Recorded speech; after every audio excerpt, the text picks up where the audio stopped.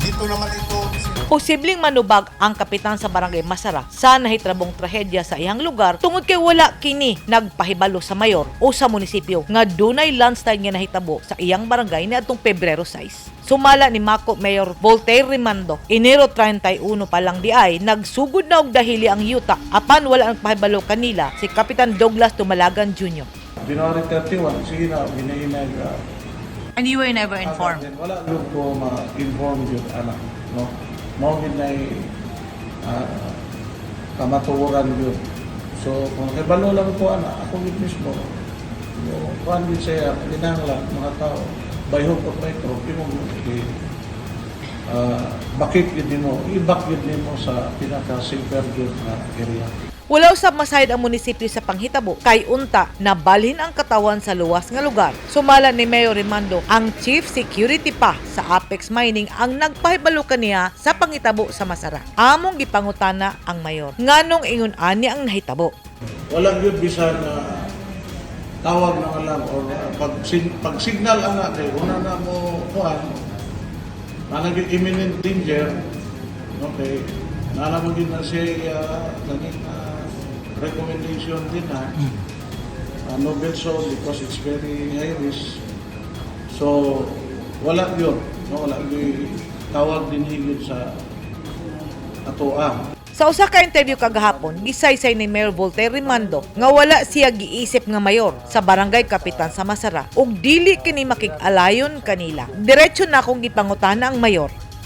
As para sa ino na siya area po niya din na yan na palit niya. Commercial establishments? Arapo yung mga nagtukod po din na mga Boarding houses? mga boarding houses. Kaya siyempre, ay kuhan ang affect sa mining company, pero mas doon na po din na. Pero kana wala doon ka ibalugod ang mga transaksyon ba? It's in truth, dili ginagin siya dapat yun na buhaton sa usa ka punong barangay. Imo nga naman yung tolerate mo na magdaghan din na. No? Ikaw na may naga-invite, naga-incite pa of more people no, nga mo puyo din na sa imuhang barangay. Base sa local government code, ang tanang kapitan magpaubos sa ririrato sa ilang mayor tungod kay mao kana ang gimando sa balaod. Ang tanang mulapas ni ini mag-atubang og posibleng kasong negligence and dereliction of duty. Pasabot iyang giabandona ang iyang opisyal nga gipanumpaan sa gobyerno nga mosunod sa balaod sa Republika sa Pilipinas. Sumala sa bag-o pa lamang meritero nga Regional Director sa Department of Interior and Local Government 11, pwedeng motanggal ang kapitan sa iyang posisyon kung mapamatudan nga wala niya gibarugan ang iyang responsibilidad sa katawhan nga nagbutang kaniya sa pangatungdanan.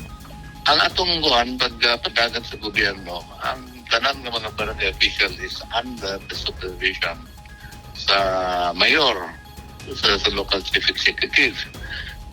Di magamit sa mayor sa gunang panglungsod aron tubangon itong mga reklamo kontra sa kapitan. Kung pwede po ang barangay ang sanggunian o impose of sanction kontra sa kapitan. Pwede mo na nila na ilang bisgahan but for bunga isa ni so para makahimo sila og klarong investigation, pwede na nila ma-impose. O kung dili man gihapon mo pwede nila kaso dito sa ombudsman na ay dereliction of duty niya. Pwede file nila ang kaso na para matangtang ang kapitan.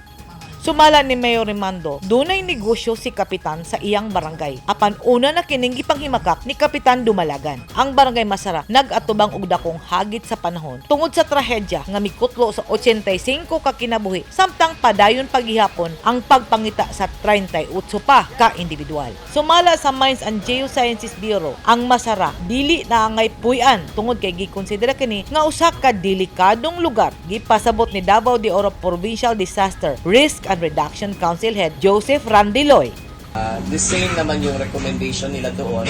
So meaning to say that the entire Masara area it's not really fit for habitation.